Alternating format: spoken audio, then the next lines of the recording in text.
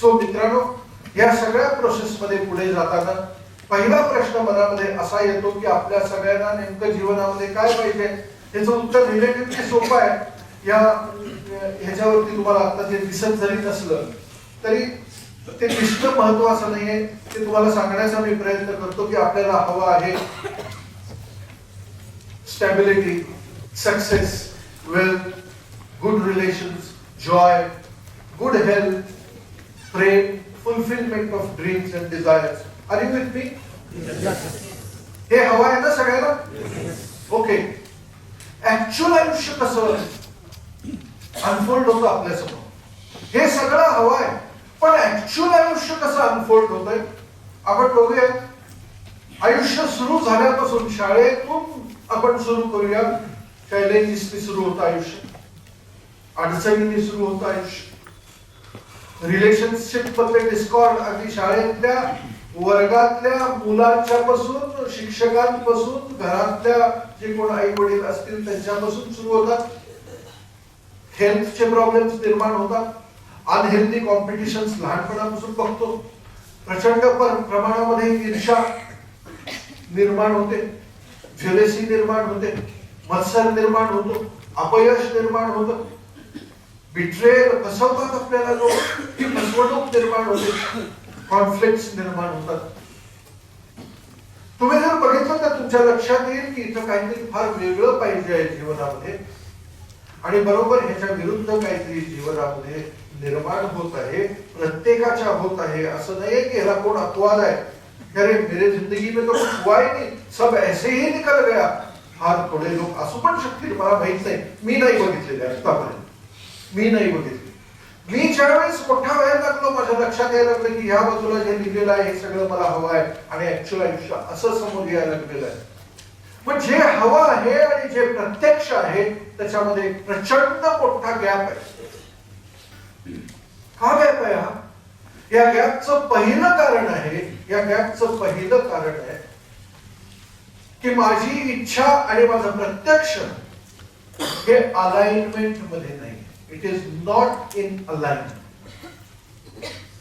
आणि मग प्रयत्न असला पाहिजे की माझं आयुष्य, माझं अस्तित्व अलाइनमेंट मध्ये आणायचं. पण ते आणायचं कसं? मित्रांनो, आपले जे पूर्वज होते त्या पूर्वजांनी काही महत्वाच्या गोष्टी आपल्या समोर ठेवण्याचा प्रयत्न केला. अनफॉर्च्युनेटली आपल्या भाषेत ते बोलले नाही, त्यामुळे आपल्याला कळलं नाही. किंवा ज्याला चायनीज विस्पर्स म्हणतात. म्हणजे चायनीज विस्पर्स म्हणजे काय? चायनीज विस्पर्सचा अर्थ ह्या कोपऱ्यातल्या व्यक्तीला मी जर एक वाक्य सांगितलं की वड पेटलेलं आहे, हे शेजारच्या माणसाला सांगा. त्यांनी शेजारच्या माणसाला सांगितलं की वड पेटलेला आहे, वड पेटलेला आहे, वड पेटलेला आहे. त्यांना विचारलं काय काय बाबा काय सांगितलं? वडगाव पेटलेला आहे.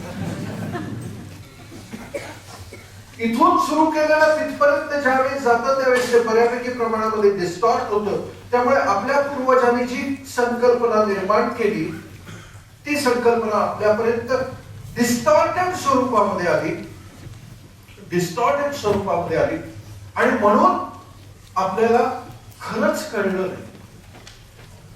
मी एकदा एका अतिशय विद्वान व्याख्यानाचं व्याख्यान ऐकायला गेलो होतो आणि त्यात ते सगळ्यांना सांगत होते की परमेश्वराची किमया बघा.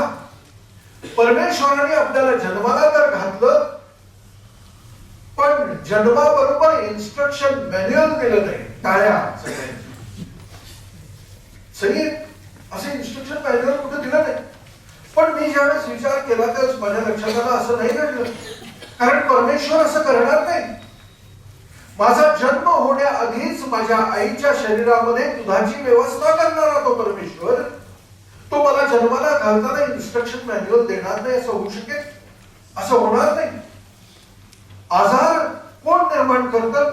ईश्वराच्याच संकल्पनेमधला आजार आहे. परमेश्वर जर आजार निर्माण करत असेल तर परमेश्वर आजारातून बाहेर करण्याचं समाधान देखील हा ईश्वरच देतो. ती बुद्धी त्या ईश्वरानेच दिली. आयुर्वेदाच्या ऋषींना त्या झाडातून त्यांचे गुणधर्म नुसते त्या झाडांच्याकडे बघून कळले असतील. कसे कळले असतील माहित नाही आपल्याला, पण ईश्वरानेच ती बुद्धी आपल्याला दिली. अडचणी दिल्या तर त्यातून बाहेर पडायचा मार्ग देखील ईश्वरानेच आपल्याला दिलेला आहे. सो ईश्वर आपल्याला इन्स्ट्रक्शन मॅन्युअल देणार नाही असं नाही, फक्त ते आपल्यापर्यंत युक्त पद्धतीत पोहोचलं नाही. चायनीज लोकांच्या 5000 वर्षापूर्वी त्यांनी जीवन जगण्यासाठी एक इन्स्ट्रक्शन मॅन्युअल तयार केलं, ज्याला ते बागवा असं म्हणतात. बागवा बागवा म्हणजे एक अशी चौकट, एक अशी कुंडली, कुंडली असा शब्द वापरूया, अशी एक कुंडली की जी कुंडली, त्या कुंडलीमध्ये 9 घर आहेत. मी ती कुंडली तुम्हाला दाखवण्याचा प्रयत्न करतोय. इथे या कुंडलीमध्ये 9 घर आहेत. चायनीज सिद्धांताप्रमाणे ही 9 घर आहेत. या पहिलं घर आहे करिअरचं, दुसरं घर आहे नॉलेजचं, तिसरं घर आहे फॅमिलीचं, चौथं घर आहे पैशाचं, 5वं घर आहे प्रतिष्ठेचं, 6वं घर आहे रिलेशनशिप्सचं, फॅमिली रिलेशनशिपचं, 7वं घर आहे क्रिएटिव्हिटीचं, 8वं घर आहे मदत करणाऱ्या मित्रांचं आणि 9वं घर आहे आरोग्याचं. 9 घरांमध्ये चायनीज लोकांनी हा बागवा सेट केला आणि त्यांनी सांगितलं की हे 9 घरं तुमच्या जीवनामधली जर अलाइन्ड असतील, त्यांनी ही कशाशी 9 घरं रिलेट केली? पंचमहाभूतांशी. ते म्हणाले की प्रत्येक घराला एक पंचमहाभूताचा प्रभाव आहे. सो तुमच्या जीवनामधल्या करिअरच्या, नॉलेजच्या, पैशाच्या, प्रसिद्धीच्या, कीर्तीच्या, या सगळ्या ह्याच्यामध्ये एक एलिमेंट्स आहेत. ती एलिमेंट जर बॅलन्स तुम्ही केली तर तुमच्या जीवनाची अलाइनमेंट तयार होते. मित्रांनो, हाच प्रयोग मी केला 20 वर्षापूर्वी आणि जी सुरुवातीला आज सीडी लावली होती आपण, music for peace and prosperity, he music for peace and prosperity या सिद्धांतावर तयार केली की 9 घरांमध्ये ही जी एलिमेंट्स आहेत, या एलिमेंट्सचा प्रभाव निर्माण करायचा, जिथं आपण ती लावतोय तिथं ऑटोमॅटिकली प्रभाव निर्माण होतो, बॅलन्स निर्माण होतो. आणि म्हणून मागच्या वर्षी 2016 मध्ये क्रिएटिव्ह मेडिटेशन नावाची मी सीडी केली. ती सीडी इतकी महत्वाची आहे की ती जी आठवड्यातून एकदा जरी तुम्ही ऐकली तर आपल्या आतमध्ये ही जी पंचमहाभूत आहेत ती अलाइनमेंट मध्ये येऊ शकते. आणि ती जर अलाइनमेंट मध्ये आली तर जीवनामध्ये एक प्रकारची सहजता निर्माण होते. हे फार महत्वाचं आहे. त्या लोकांनी आपल्यासमोर ही संकल्पना मांडली, पण आपल्याकडच्या लोकांनी हीच संकल्पना वेगळ्या पद्धतीत मांडली. त्याला त्यांनी बागवा म्हटलं नाही, तर त्याला त्यांनी कुंडली हे नाव दिलं. कुंडली. आता आपण ह्याच्या जरासं आत जाऊया, कारण आपल्यापैकी इनव्हेरिएबली जगातले सगळे लोक इंटरेस्टेड आहेत ज्योतिषामध्ये. ज्योतिष या शब्दाचा अर्थ माहितीये? ज्योतिष ह्या शब्दाचा earth the science of light.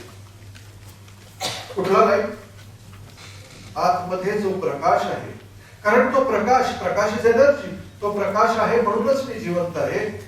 आतमध्ये जो प्रकाश आहे त्याचं सायन्स आहे, ते आर्ट नाही आहे.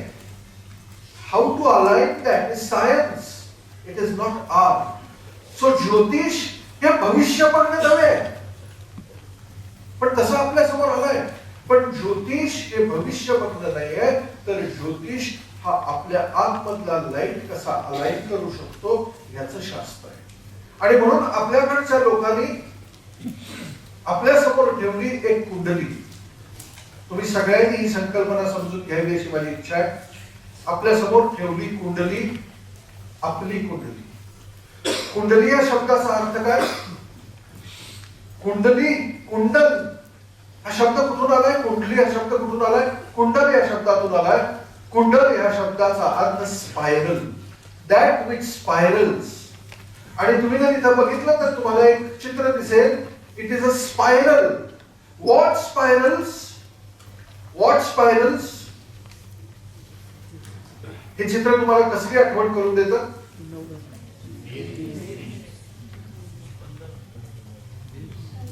स्पंदन, व्हायब्रेशन. तुमची कुंडली हे तुमचं व्हायब्रेशन आहे. मूळ कुंडली बद्दल बोलायला लागलोय मी. इथं बरेच लोक ज्योतिषशास्त्राचे अभ्यासक असतीलही कदाचित. I want you to understand kundli from an energetic point of view. Kundli is your template of your vibrations.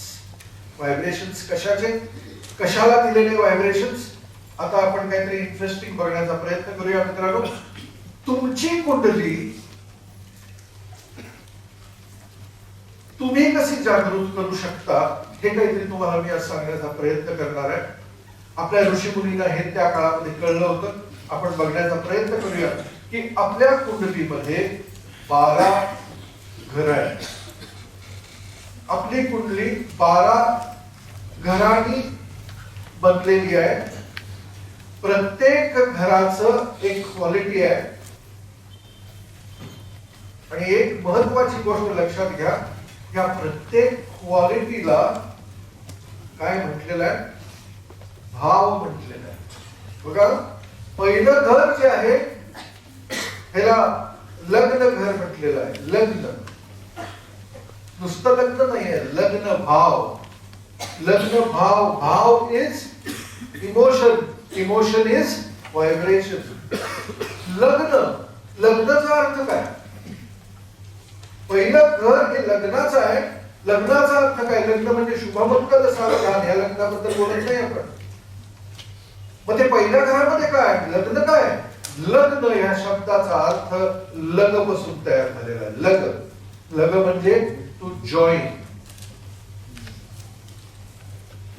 Mahalakshmi express 3 number platform से लग रही है.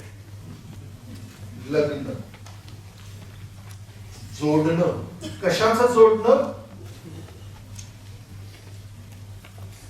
वैश्विक चैतन्य ज्यावेळेस ह्या शरीराला जागृत करतं. माझ्या आईच्या गर्भामध्ये मी ज्या वेळेला पहिल्यांदा प्रकटलो, जॉईन झालो, म्हणजे ते पहिलं सेल जॉईन झालं त्या ब्रह्म चैतन्याशी. त्याचं जे काही क्वालिटी, आता हे डेव्हलप होणार आहे हे सेल त्याच्या अंडरस्टँडिंग प्रमाणे. पण पहिलं जे जॉईन झालं, स्वत्व निर्माण झालं, तुमचं स्व निर्माण झालं. पहिलं घर रिलेटेड आहे तुमच्या स्वशी. स्व, तुमचं स्व. आणि तुम्ही तुमच्या स्वला भाव कुठला दिले? टू मेक इट सिंपल, तुम्हाला स्वतःबद्दल काय वाटतं हे पहिलं घर तुमचं ठरवतं की ते एनर्जाइज करायचं की त्यातली एनर्जी काढून टाकायची. लक्षात घ्या, आपल्याला माहिती आहे कुंडली लोकांना दाखवायची. हे नंतर बघूया आपण. दाखवायची गोष्ट आधी त्याला जागृत तरी करूया. आणि ज्याची कुंडली जागृत होईल त्याला कोणाला दाखवण्याची गरज नाहीये, कारण तो सिद्ध होईल. मग त्यांनी पहिल्यांदा बघितलं पाहिजे की तुला स्वतःबद्दल काय वाटतं. ज्या लोकांना स्वतःबद्दलच एक प्रकारची कमतरता वाटते, ज्या लोकांना स्वतःबद्दलच एक प्रकारचा आत्मविश्वासाचा अभाव वाटतो, माझ्यामध्ये काहीतरी कमी आहे, स्वतःच्या निर्णयाबद्दलच डाऊट वाटतो, हा न्यूनगंड तुमचं पहिलं घर जे आहे हे डिस्टॅबिलाइज करतो. तिथली अलाइनमेंट काढून टाकतो. का होतं असं? तुम्हाला ठाऊक आहे मित्रांनो, ज्या लोकांच्या आतमध्ये स्वलाच एम्पावर करण्याची क्षमता नाहीये. का ही क्षमता नाहीये? काय दूषित करते तुमचं पहिलं घर? एकच गोष्ट दूषित करते तुमचं पहिलं घर, आणि ते आहे आतमध्ये इनग्रेन्ड असलेलं भय, भीती. लहानपणापासून भीती खांद्यावरती घेऊनच जगत आलेलो आहे. ह्याची भीती, त्याची भीती, त्याची भीती. ही भीती जसजशी वाढायला लागते तसं आणखीन आत्मविश्वास खचायला लागतो. अगदी मी अशी माणसं बघितलेली आहेत की दार उघडल्यानंतर पहिलं पाऊल टाकतात, ते मागे घेतात, मग दुसरं पाऊल टाकतात, नाही पहिलं. तर आतही जाताना कुठलं पाऊल टाकायचं आहे माहित नाहीये. या भीतीतून महत्वाचे स्किझोफ्रेनिया सारखे, ओसीडी सारखे आजार निर्माण होत आहेत. भीती आहे गाभ्याची. आपल्या गाभा, पहिलं घर हे आपला गाभा आहे. स्वतःबद्दलच तुम्हाला काय वाटतं? तुम्हाला स्वतःबद्दल जर कमतरतेचा भाव असेल तर तुम्ही डिसएम्पॉवर केलेली आहे स्वतःची कुठली पहिल्याच घरात. काय कोण तुम्हाला सांगणार आहे? आणि कुठला ग्रह जो लाखो कोट्यावधी मैल लांब आहे तो काय प्रभाव करणार आहे तुमच्या घरावर? करू शकत नाही. मीच जर माझे कपडे स्वच्छ करू शकत नाही तर कोणतरी तिसरं पण कपडे काय स्वच्छ करणार? करू शकत नाही. ते का? कारण त्यांनी स्वच्छ करून दिलेले कपडे परत जर मी 3 दिवसात घाण करणार असेल तर तो माझा दोष आहे, ग्रहांचा नाही. सुटसुटीत आयोग ग्रहाचा दोष म्हटला की डोक्याचा ताप गेला. काहीतरी कोणतरी वाचायला देते, ते वाचायला एक दिवसभर ते काय वाचतोय ते पण माहित नाही. आपण तुम्ही नंतर गोष्टी करायची दुसरं पाठ केलं, काहीतरी केलं, संपवलं, जायचं झालं बाबा, पूर्ती झाली आमची. इतके आपण आपल्या विचारांमध्ये गुंतलेलो आहे की आपण तिथं आहे नाममात्र. आपण आहे दुसरीकडे. कोणतरी जप करते, व्हॉट एव्हर करते. अरे माझ्या आतमधली ही इम्प्युरिटी जर मी ठेवली तर हे बाकीच्या सगळ्या गोष्टी तुम्हाला स्पर्शच करू शकणार नाही, कारण त्याला स्पर्श करायला तुम्ही जागा असते. R you clear? सो तुमची कुंडली जागृत करताना तुम्हाला या 12 ग्रहांचा विचार केला पाहिजे.